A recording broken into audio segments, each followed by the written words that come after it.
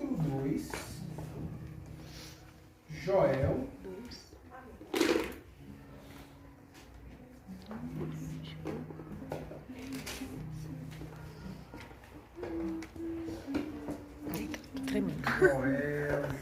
cadê Joel? Me ajuda eu a achar.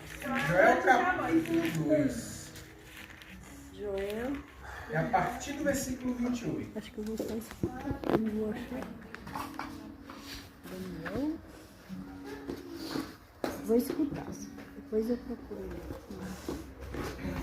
Ok? Sim. Repete aí. Joel capítulo 2, versículo 28. Não, 28. Depois eu.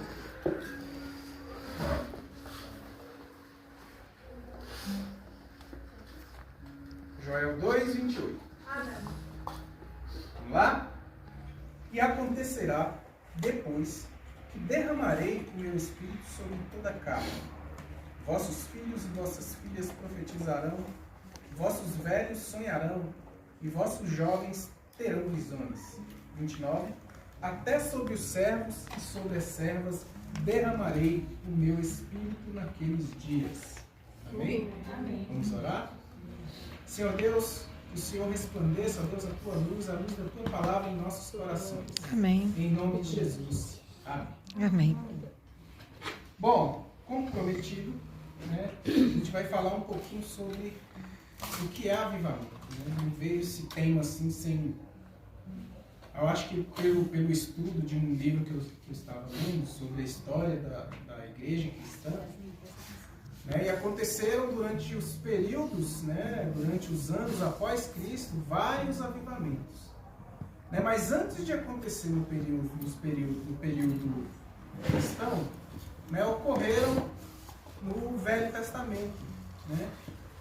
E um dos primeiros avivamentos que a gente pode constatar é quando, depois daquele episódio entre os irmãos, né, Caim e Abel, né, Deus,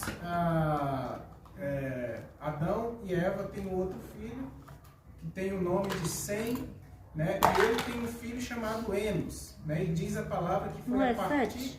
É 7. Eu falei foi o quê mesmo? 100. Sim, é 7. Isso. E a partir daquele momento, a palavra do Senhor diz que o nome do Senhor começou a ser invocado. E foi só então a partir daquele momento. Então a gente pensa, Adão e Eva viviam no paraíso, né, passeavam com Deus, conversavam com Deus, né, e depois que eles foram expulsos, né, eles devem ter perdido aquele contato, né, aquela comunhão que eles tinham com o Senhor.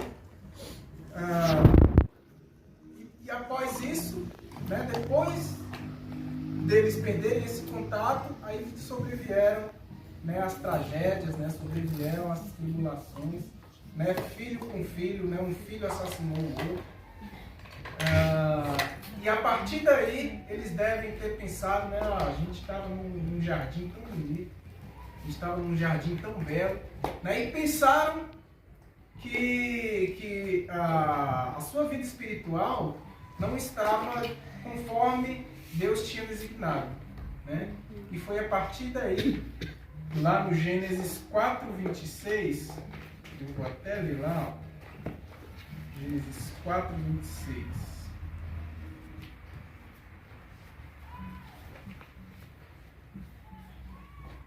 A Sete nasceu-lhe também um filho, ao qual pôs o nome de Enos.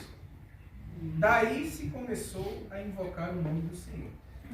Então foi só depois deles terem visto, né, que a vida deles não era a mesma vida de quando eles estavam com o Senhor, é que eles perceberam o caminho que eles estavam trilhando. Né? E daí a gente pode contar que esse seja o primeiro avivamento, né, dado pelo Senhor ali. Um segundo avivamento no Velho Testamento também foi o trecho onde Moisés nasce, né, e é criado, né, pela própria mãe como sendo uma ama de leite. A história foi o seguinte: antes de Moisés nascer, o faraó né, ele viu que o povo de Israel estava se tornando muito forte. Então, o que ele fez? Ele falou para as parteiras, olha, quando nascerem filhos homens, né, dos hebreus, vocês podem matar esses filhos. Porque o povo está ficando muito forte, né? E ele temeu que aquele povo de Israel, né, o povo hebreu, dominasse o Egito. Né? Então ele fez esse pedido, né, já com a intenção de enfraquecer o povo hebreu. Mas quem eram as parteiras eram as hebreias. Né? E elas entenderam pelo Senhor e pela sua história, pela sua identidade, né, que Deus tinha uma promessa para aquele povo. E elas então não fizeram aquilo que Faraó tinha ordenado. Até que Faraó chegou nelas outra vez, né, e perguntou, por que vocês não fizeram o que eu mandei? Né, elas falaram, não, é porque as filhas dos hebreus, elas são muito hábeis, né? Quando tá para nascer, o menino já pula fora e a gente nem vê. Né? E por isso que nasceu. Aí daí Faraó já dá a ordem, então, quando vocês encontrarem meninos, crianças, né, recém-nascidos, é para matar essas crianças. Né? Deu ordem aos guardas do próprio Egito. E foi nesse período que Moisés nasceu. Né? E por isso a mãe de Moisés, né, fez uma cestinha, colocou ali no rio, porque ela não queria que ele fosse encontrado ali e fosse morto. Mas ela ficou na beira do rio, né, observando a cesta lá flutuando no rio. Quando a filha de Faraó observou a cesta, né, o cesto onde estava a criança, e pegou o cesto, e a irmã de Moisés foi lá e perguntou para ela, você não quer que eu ache uma ama de leite para essa criança e tal? Mas não se identificou. E daí ela mesma chamou a própria mãe da criança, né? E apresentou para a filha de Faraó como sendo uma ama de leite. E a filha de Faraó ainda falou, se você criar esse menino, eu vou te pagar um salário, né? E quando ele tiver criado, aí você me devolve. Tá vendo como Deus faz as coisas? A própria mãe criou a criança, né, Moisés, e Moisés cresceu ali no contexto dos hebreus, né, e aprendendo aquilo que Deus tinha prometido para Abraão, para Isaac, para Jacó. Moisés aprendeu tudo aquilo e entendeu que Deus tinha uma promessa para aquele povo. Né? E foi aí que, estudando a palavra, né, estudando aquilo que o Senhor, estudando as promessas de Deus,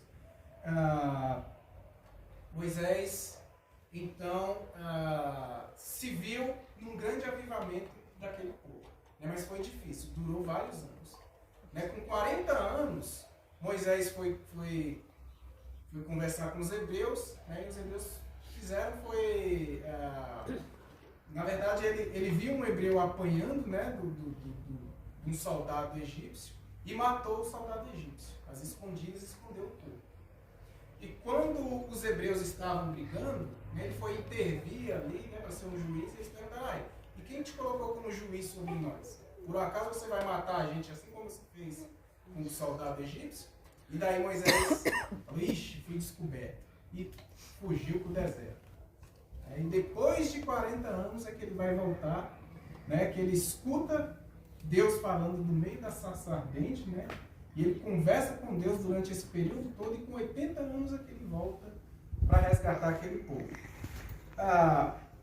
Eu acho que também uma questão sobre o avivamento é da gente identificar o que não é um avivamento. Quando a palavra avivamento vem à minha mente, né, eu penso logo num monte de irmã falando em língua, dançando e cantando, né, e tal, e sapateando e rodando. Né? É isso que é a nossa cultura, é isso que é a nossa cultura brasileira, né? A nossa cultura da América Latina, né? Nos foi trago que avivamento é nesse sentido, é de que você, né, fale mais, ore mais alto, mas a gente vai ver que pela palavra do Senhor não é isso um avivamento. Tem isso também, mas não se resume a isso. Então, nesse sentido, avivamento não é você cantar melhor, não é você falar em língua, não é você profetizar, né? Contém tudo isso, mas não se resume a isso. um outro sentido de avivamento, né? A história cristã, ela traz a história da separação entre o catolicismo e o protestantismo, né? Que nasceu exatamente com Martinho Lutero. Mas antes do nascimento de Martinho Lutero, né, contextualizando esse período, os cristãos, depois que Jesus ascendeu aos céus, né, sofreram muito. Alguns foram perseguidos, uns foram mortos, uns foram entregues a leões, uns foram queimados, né, muitos foram queimados. E passado esse tempo, surgiu um imperador chamado Constantino. Ele determinou: agora todo mundo vai ser cristão. Todo mundo agora é cristão. E ele forçou, né, todas as pessoas a aceitarem o cristianismo como a religião oficial do Estado de Roma, né, do Império Romano. Passado alguns anos, né, após tudo isso, os cristãos começaram a se sentir meio que sem utilidade, né, porque antes eles eram perseguidos, né, antes eles eram mortos, né, eles eram mártires, e ao contrário do que se pensa, né, quando acontecia isso, era o momento que a igreja mais se fortalecia, né? Era no momento de dor, né? Foi o momento em que a igreja mais cresceu. E os cristãos se viam ali sem, sem algo a oferecer ao Senhor, né? Estava tudo comum, né? Tudo estava em paz, né? Tudo estava tranquilo. E daí, desse momento, surgiram algumas pessoas que iam para o deserto, né? Elas falavam: não, essa religião está muito sossegada, eu acho que Cristo não nos chamou para isso. Cristo nos chamou para sofrer pelo Evangelho. E eles iam para o deserto, né, passavam necessidade, dormiam no relento. E para eles esse era um sacrifício, né, que seria o pagamento pela salvação, né, por aquilo que Jesus fez. Né? Passado mais alguns anos, né, nessa cultura, surgiu alguém muito rico que também professava esse entendimento, né, de que para que fosse salvo era necessário que se fizesse alguma coisa, algum sacrifício. Você tinha que dar alguma coisa para que você se sentisse útil no reino de Cristo. E foi aí que ele criou, né, os monastérios, né, que era onde ficavam os monges. O monge vem exatamente dessa pessoa, né, que escolhia sofrer por amor de Cristo. Sofrer entre aspas, né, porque não era um sofrimento que era dado por Deus para ele, não era um sofrimento que era trazido pelo mundo, era ele que se colocava no sofrimento. Porque ele se achava indigno de receber, né, a graça de Deus, e daí ele se esforçava, né, para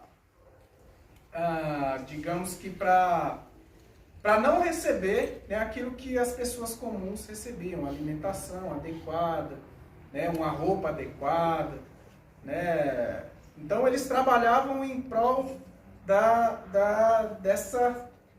dessa doação de si mesmo, né, na mente deles. Isso fazia sentido, né? Eles se sentiam útil ao Evangelho dessa forma. Né? Na verdade, eles faziam o contrário do que a Bíblia diz, porque a Bíblia diz: ide, né? E eles, ao contrário, se escondiam. Porque eles se escondiam e não pregavam, mas não pregavam a palavra do Senhor. E foi aí, né, que nesse contexto de que existia um monastério, foi que Martinho Lutero nasceu. Martinho Lutero, ele já estava preparado para fazer direito, né? Naquele tempo ele ia advogar lá com os romanos, e foi quando ele estava em uma viagem que um raio caiu sobre ele e jogou ele ao chão, e naquela angústia, né, ele clamou por todos os santos, né, por Deus, por Jesus, e fez uma promessa de que iria entregar a vida dele, se ele sobrevivesse, ia ser um monge, né, dentro desses parâmetros que nós falamos.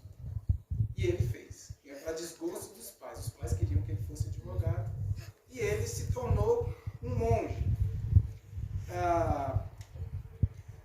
Mas diz a história que mesmo Martinho Lutero sendo ele tinha um conflito interno, né? Porque ele reconhecia a graça de Deus, a grandeza de Deus, mas mesmo fazendo todo o esforço, né, ele não conseguia ter uma paz interior, porque ele ainda se achava um grande pecador, né, o maior dos pecadores. Então ele se açoitava, ele dormia no relento, ele passava mais de 3 dias sem comer, né, tentando preencher aquele vazio que ele estava sentindo. Naquele tempo também já existia a questão de se confessar, né? E lá no monastério normalmente tinha a pessoa que era se considerada o pai, né? Ali dentro o papa, né? Na linguagem romana. Dentro daquele monastério existia uma pessoa que ouvia, né? Como é que a confissão? Isso, a confissão. A confissão dos monges que estavam ali. Né? E o Papa, ali, o pai de todos ali, né, orientava a Martinho Lutero que ele amasse a Deus. Mas, pelo contrário, chegou um certo momento em que ele disse, não, na verdade, eu odeio Deus, eu detesto Deus. E Martinho Lutero. Eu detesto o Senhor, detesto Deus, odeio. Né? Isso porque, no entendimento dele, por mais que ele se esforçasse, Deus parecia que não estava nem aí para ele. Né? Parecia que ele estava abandonado. E foi quando ele leu, deixa eu até ver aqui qual é o versículo, é Romanos 1,17. Mas antes disso ele leu, ele verificou naquela passagem onde Jesus está na cruz e olha para os céus e diz, Deus meu, por que me desamparaste? Né? E aquilo começou a martelar na cabeça dele.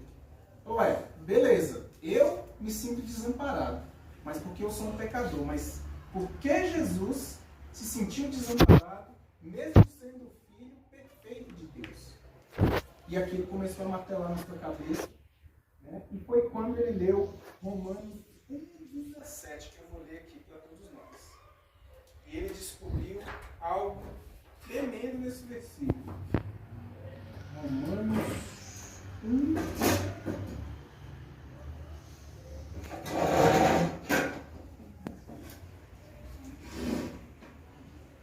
Romanos 1,17.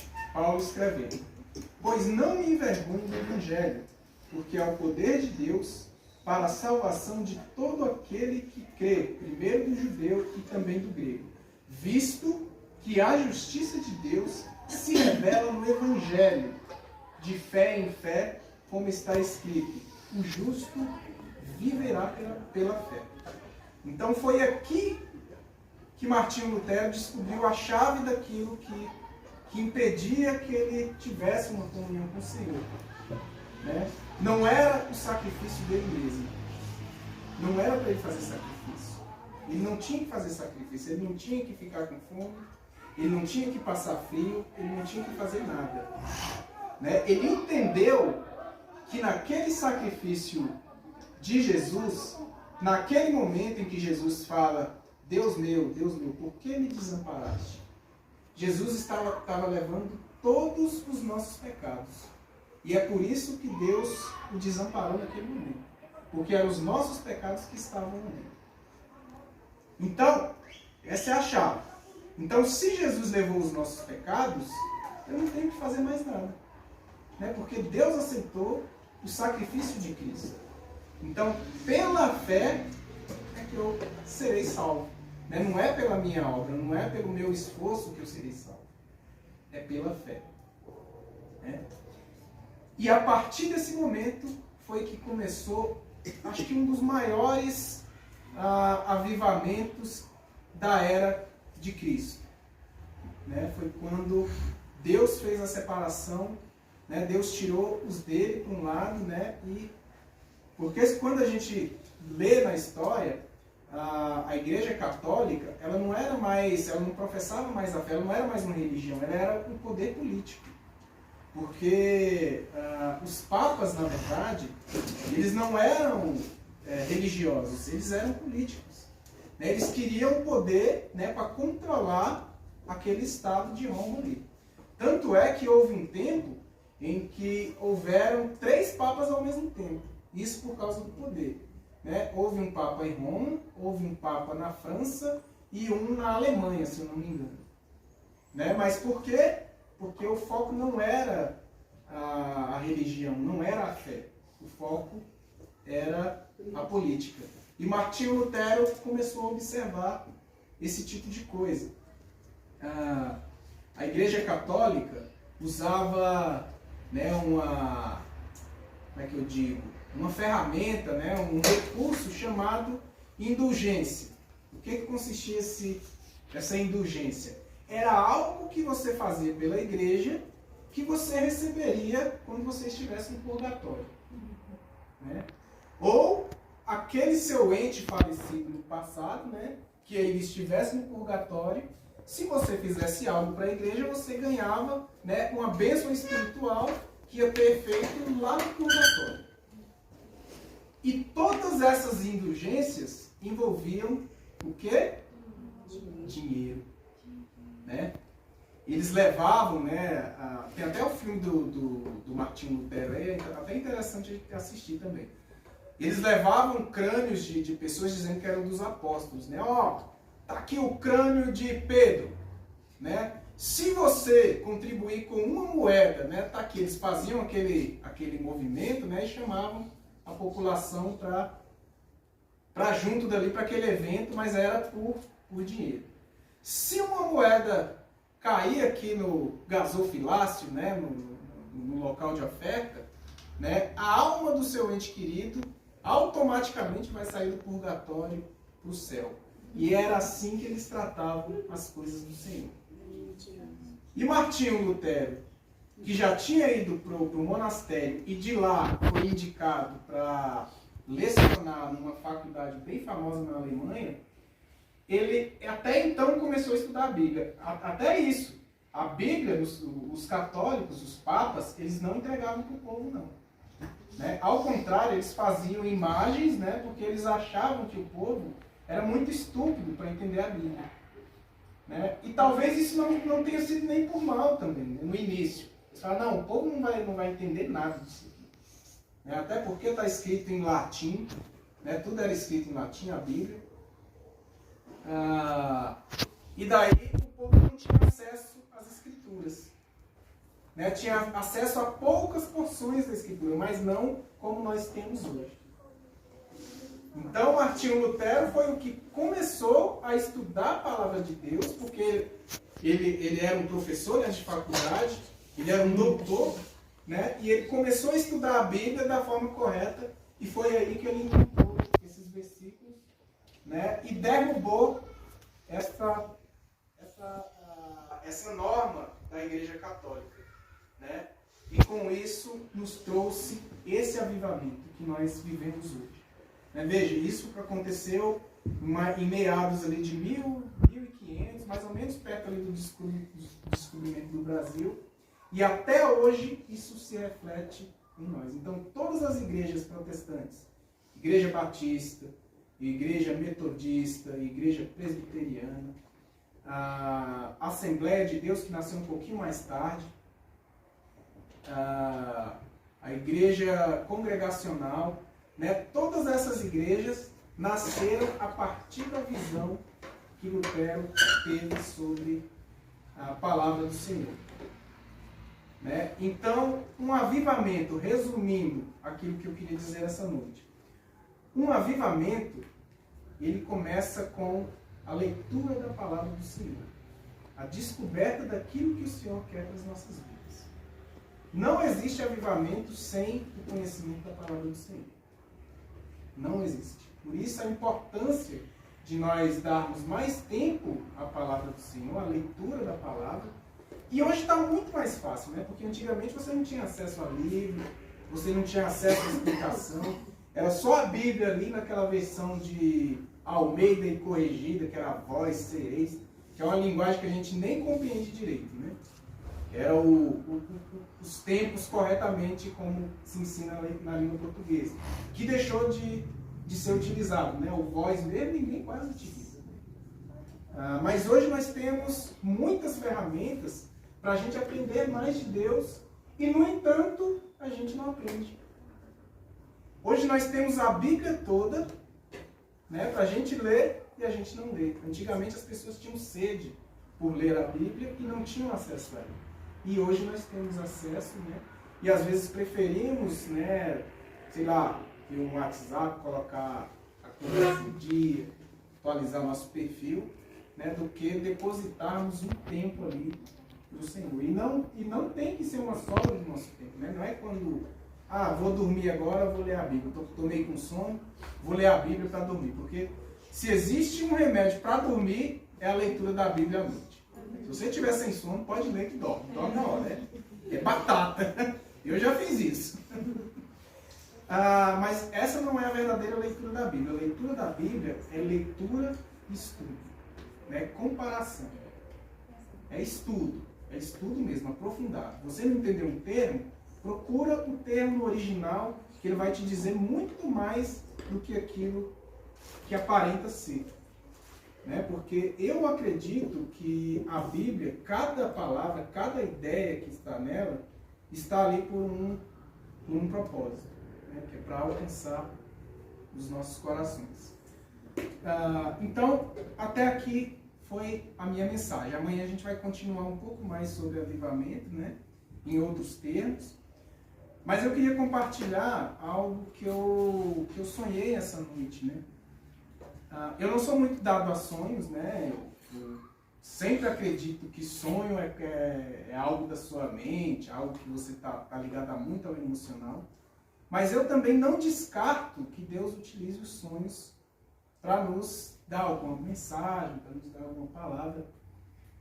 Foi assim, né, com Jacó. Jacó teve um sonho, né? O próprio José, pai de Jesus, teve um sonho, né? E várias outras pessoas foram avisadas durante o sonho. Né? Minha mãe também, várias vezes aí, né? Algumas vezes, a senhora sonha também, e é aquilo. Né? Bom, eu nunca, quando eu passei por essas situações assim de morte na família, de um parente morrendo, de alguém tão próximo falecendo, eu nunca tive assim um sonho que parecesse tão real como eu tive essa madrugada. Eu até ficava esses dias pensando, poxa, mas todo mundo falando que já sonhou com Jardel, não deu nada. Será que eu gostava do meu irmão mesmo? Mas ontem eu tive um sonho, mas foi um sonho assim, né, muito que me deu um renovo de vida, né? Eu amanheci assim diferente dos outros dias dos outros dias passados. Bom, o sonho. A Leite pega depois, com o Jonas. Pega a reprise. Escute que ela não. Eu sonhei que o Jardel estava no hospital ainda, né? Não era o hospital lá em Goiânia, mas também não era o hospital em Santo Antônio. Era um outro hospital em que eu tinha acesso. Então, nesse dia, ele estava deitado, mas eu não conseguia ver o rosto, mas eu sabia que era o Jardel. Né? E daí eu tinha umas duas enfermeiras, umas duas ou três ali, tinha outras camas, né, com outros pacientes, e eu ali no meio, né? O Jardel estava com o jaleco, né, daquele de hospital mesmo, e eu pedi, eu posso ajudar a dar banho no meu irmão? Ainda estava naquele período dos banhos e tal. Aí eu, não, deixa eu ajudar a dar banho no meu irmão também. Aí até que a enfermeira, né, ficou com dó, isso no meu sonho, né? Falou, não, então vem cá, você vai ajudar mesmo. Aí eu virei, né, peguei aqueles paninhos umedecidos e tal, e fui passando na pele dele assim. E era ele, porque eu via os pelos assim, né, dos braços, das pernas, a gordurinha na barriga. Mas eu não conseguia ver o rosto. Eu sei que no sonho se passou um dia, né, e eu fui no outro dia. No outro dia, né, eu tive, quando eu olhei para a maca dele, ele já não estava lá. E eu tive aquela mesma sensação do dia em que me ligaram. Né, olha, eu estou precisando de um familiar aqui. O negócio bateu que minhas pernas tremeram, né, o coração começou a palpitar, a voz começou a embargar e eu já tinha, no dia que me ligaram, eu já senti, falei, ó, não é coisa boa. Falei até pra Cida, né, a gente estava lá no posto, e eu não consegui ficar lá. Eu ia ser o próximo a ser atendido, eu falei, não, vou embora, eu não estou conseguindo nem pensar, nem raciocinar. Né, me pediram para ir lá no hospital e eu acho que aconteceu. E eu senti exatamente a mesma coisa que eu tinha sentido nesse dia, eu senti no meu sonho.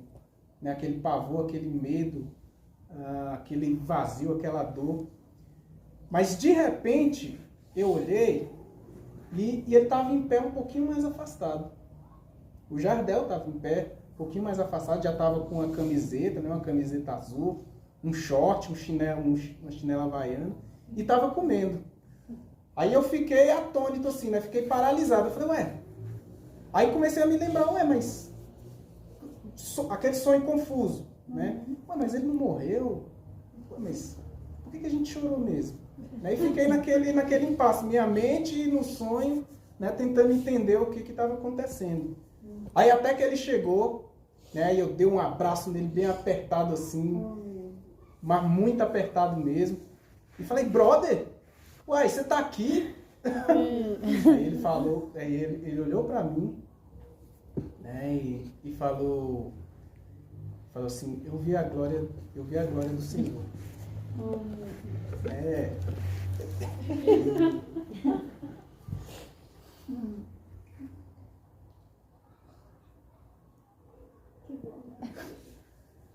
Pode se comunicar, né? E ele sabe que mais próximo dele sempre, né? Uma comunicação, né?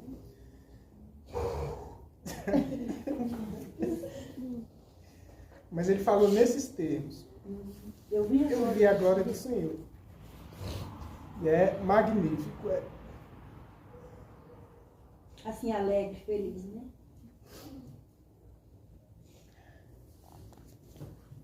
Ele falou pra mim, e você vai gostar da música que tem lá.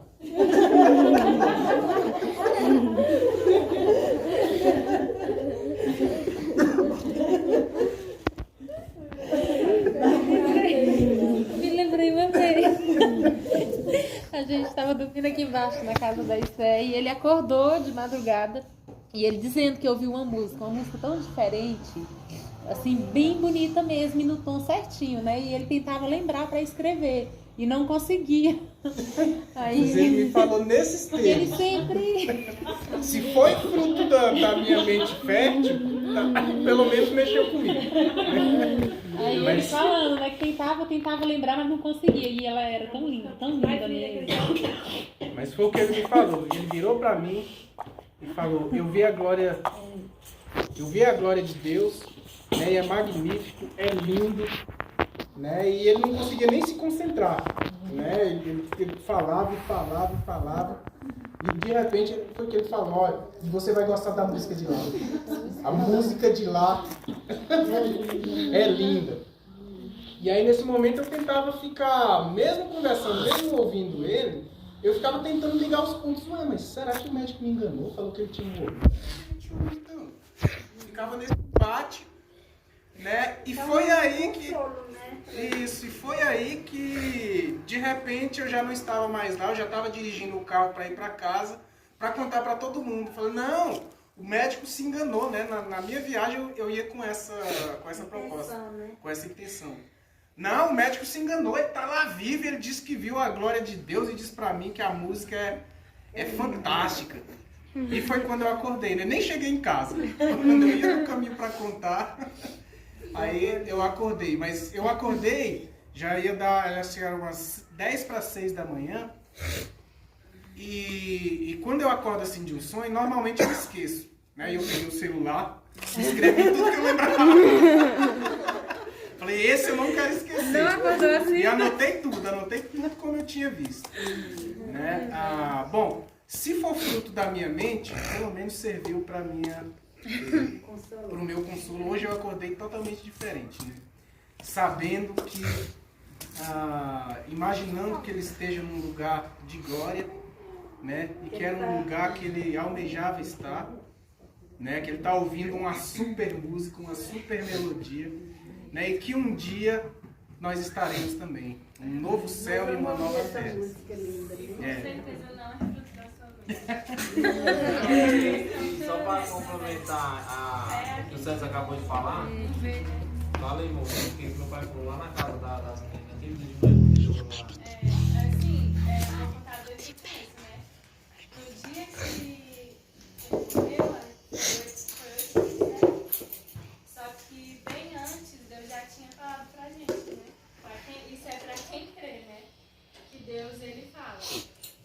Igual o César fala, quando Deus fala, ele fala, né? Então, meu sogro, a gente foi orar, né? E ele já sentiu, a gente viu que Deus já tinha revelado algo pra ele. E aí ele falou, né? Pra gente, eu e as meninas, tava todo mundo lá, aí ele falou, eu vou falar uma coisa pra vocês. Os aparelhos já foram desligados. E ele não tem mais vida, né? Aí a gente já desabou, né?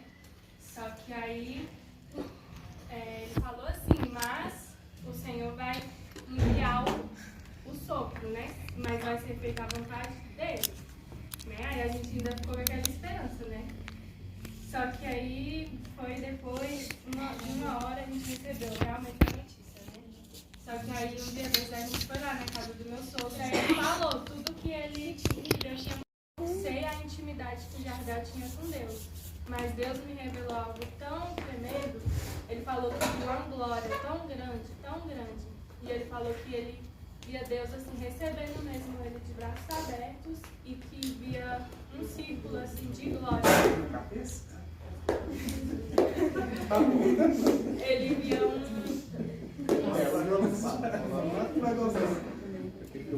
um círculo de glória assim, né, ao redor dele. Ele falou que era uma glória tão grande, tão linda, que ele teve vontade de ir também, né? De ficar lá junto. Então, tipo assim, pra mim, esse é o nosso consolo, né? Que o Jardel, ele foi recebido assim, sabe? Com muita festa, eu creio. Eu tenho certeza que porque a gente conhece ele, né? A gente sabe quem. O meu sogro não, né? E ele falou, não sei a intimidade que ele tinha com Deus, mas ele foi recebido com muita glória. Muita glória. Então, isso é para quem crê mesmo, né? Fé, a gente não... Fé é uma coisa que não explica, ciência não explica. A gente tem que viver. Entendeu? Antes de cantar a última música, do culto formal, claro, eu vou ler aqui em Apocalipse, capítulo 21, a partir do versículo 1.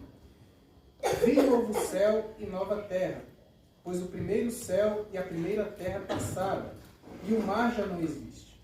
Vi também a cidade santa, a nova Jerusalém, que descia do céu, da parte de Deus, ataviada como noiva, adornada para o seu esposo. Então ouvi grande voz vinda do trono, dizendo: Eis o tabernáculo de Deus com os homens. Deus habitará com eles. Eles serão povos de Deus, e Deus mesmo estará com eles. E lhes enxugará dos olhos toda lágrima, e a morte já não existirá.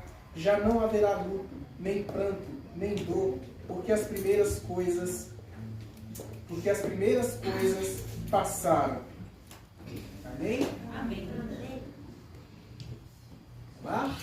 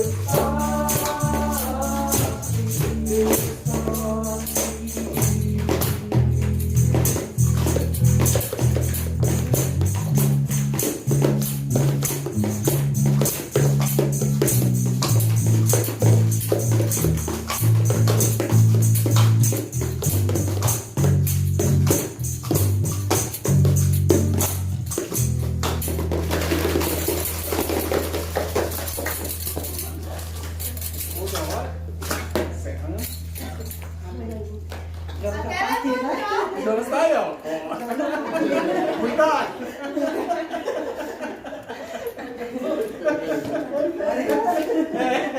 Botar a cabeça Oremos então. Senhor maravilhoso, Deus forte, Deus tremendo, Senhor sobre toda a terra, o Deus que criou todas as coisas, que formou o homem e que também, ó Deus, quando estávamos afastados do Senhor, com morte certa, ó Pai eterna, o Senhor enviou o seu Filho Jesus para morrer em nosso lugar e nos dar, ó Pai, a salvação. A todo aquele que nele crê, ó Pai, terá essa vida eterna, terá, ó Pai, um dia entrada na glória dos céus, sendo recebidos, ó Pai, pelo Senhor, ó Deus, assim como Jardel tem sido recebido, Senhor. Por isso, ó Pai, nós somos gratos a Ti, ó Deus, por nossa salvação, ó Pai. Ó Deus querido, muitas vezes nosso coração, ó Pai, é duro. Então quebranta, Pai, ao começar do meu coração, quebranta, Senhor, para que nós possamos ver toda a grandeza daquilo que o Senhor tem para nós, ó Pai. Tudo aquilo, ó Pai, que o Senhor tem preparado para nós, ó Deus, que nós possamos enxergar com os olhos da fé, ó Pai.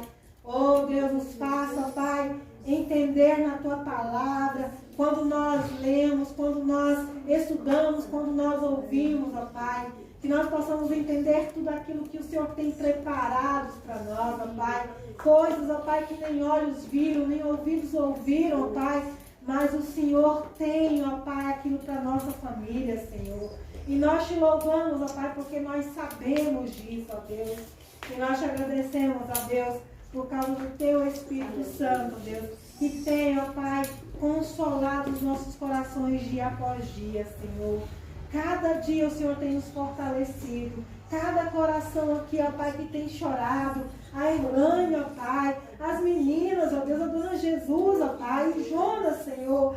Mas o Senhor, ó Deus, o Teu Espírito Santo, Senhor, tem consolado, ó Pai. Como nós sempre dizemos, ó Pai, nós não entendemos o propósito agora, Pai. Mas nós saberemos aqui nos dias, ó Pai, qual o propósito do Senhor para tudo isso, ó Pai. E por isso, ó Pai, desde já, nós somos gratos, ó Deus, por tudo que o Senhor ainda irá fazer por nós, ó Deus, e através de nós, ó Pai. Continua a nos abençoar, ó Pai. Continua a nos fortalecer, Senhor. Em nome de Jesus, ó Pai. Nos dê agora uma noite de sono bem tranquila, ó Pai. De renovo, Senhor. Para que amanhã possamos estar todos alegres, Senhor. Sabendo que o Senhor estará o tempo todo conosco, ó Pai. No nome de Jesus é que oramos. Amém. Amém. Amém.